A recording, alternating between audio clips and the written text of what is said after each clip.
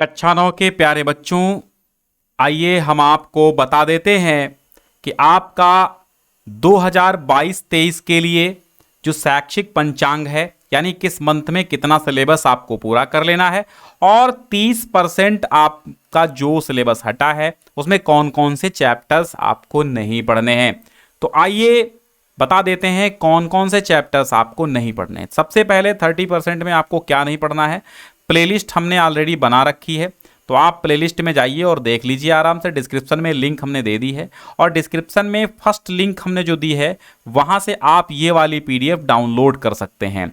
ठीक है, वहाँ जाएंगे और हिंदी के सामने डाउनलोड पर क्लिक करेंगे तो और अदर विषय जो भी हैं आपकी अदर सब्जेक्ट्स हैं जिसमें आपको ये जानना है कि 30% में क्या कम हुआ है और किस मंथ में कौन सा सिलेबस पूरा कर लेना है, किस मंथ में कितना पढ़ना है, अगर वो सारी चीज़ें आपको जाननी है तो आप डिस्क्रिप्शन में पहली लिंक क्लिक कीजिए और वहाँ जा करके तमाम विषय मिल जाएंगे, आप डाउनलोड कर पाएंगे। 30% में आपको गद्य भाग में श्री राम शर्मा की स्मृति चैप्टर नहीं पढ़ना है, धर्मवीर भारती ठेले पर हिमालय नहीं पढ़ना है और प्रताप नारायण मिश्र की बात चैप्टर नहीं पढ़ना है।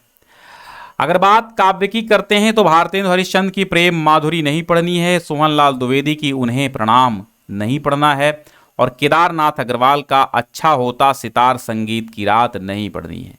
शिवमंगल सिंह सुमन की युगवाणी नहीं पढ़नी, हालांकि पढ़ा हम सब कुछ चुके हैं। और नागार्जुन के बादल को घिरते देखा चैप्टर नहीं पढ़ना है।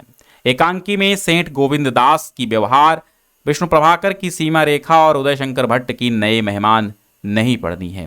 संस्कृत परिचायिका में ठीक इसी प्रकार सदाचार और सिद्धि मंत्र पाठ हटा देना है, नहीं पढ़ना है। संस्कृत और हिंदी व्याकरण में आपको वृद्धि संधि और दीर्घ संधि नहीं पढ़नी है।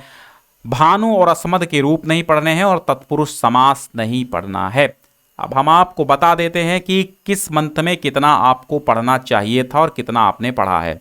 अप्रैल में आपको क्या क्या पढ़ना चाहिए था, अप्रैल मई का सिलेबस क्या था। हिंदी गद्य के विकास का संक्षिप्त परिचय भारतेंदु युग और द्विवेदी युग आपको अप्रैल में पढ़ लेना चाहिए था। मई में आपको हिंदी पद्य के विकास का संक्षिप्त परिचय, आदिकाल, पूर्व मध्यकाल, भक्तिकाल, कबीरदास और प्रेमचंद कि मंत्र और प्रभुजी तुम चंदन हम पानी, ये सब पढ़ लेना चाहिए था। जून में आपका ग्रीष्मावकाश हो गया।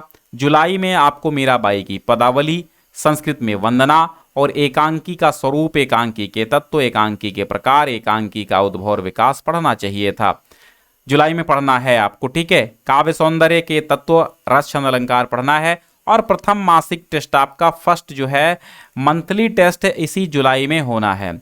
अगस्त में आपका दीपदान डॉक्टर राम कुमार वर्मा, पुरुषोत्तम रामा और हिंदी व्याकरण तथा शब्द रचना वर्तनी और विराम चिन्ह, दोहा में रहीम के दोहे, गुरु नानक देव हजारी प्रसाद द्विवेदी।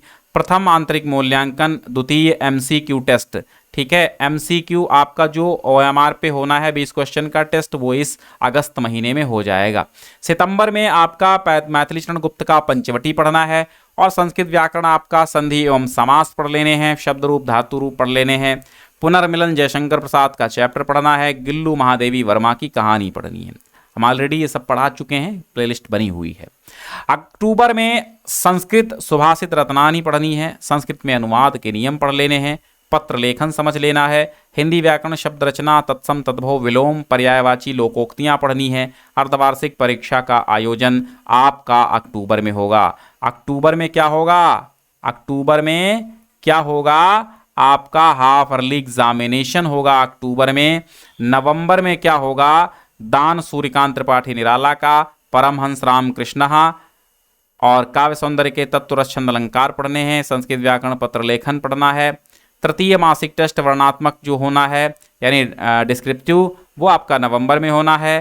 दिसंबर में आपको पथ की पहचान हरिवंश राय बच्चन, कस्तूरबा निष्ठामूर्ति कस्तूरबा का काका लेलकर का चैप्टर खत्म करना है। तोता रविन्द्रनाथ टैगोर का, जो कि बहुत अच्छा पाठ है, खत्म कर लेना है। लक्ष्मी का स्वागत उपेंद्र नाथ अश्क की एकांकी है। द्वितीय आंतरिक मूल्यांकन में आपको चतुर्थ मासिक टेस्ट एमसीक्यू आपका होना है। ये कब होना है एमसीक्यू, ये आपका होना है दिसंबर में, ठीक है। टेस्ट जनवरी में कृष्ण गोपाल नंदना, सड़क सुरक्षा यातायात, हिंदी व्याकरण, पढ़ाए गए पाठों का रिवीजन और आपको एक्सरसाइज करना है। फरवरी में आपकी गृह परीक्षाएं होंगी और मार्च में आपका परीक्षा फल वितरण होगा और मार्च में कक्षा 10 की बोर्ड परीक्षाएं होंगी। तो कक्षा 9 के विद्यार्थियों आपको समझ में आ गया होगा। तो डाउनलोड कर लीजिए आप ये सिलेबस। फर्स्ट लिंक से आराम से पीडीएफ के अनुसार ही आप अपना अध्ययन करते रहें, बेहतर प्रदर्शन करें। ठीक है, बहुत बहुत धन्यवाद। मिलते हैं नेक्स्ट टॉपिक के साथ। जो भी समस्याएं हैं आप कमेंट बॉक्स में लिख सकते हैं।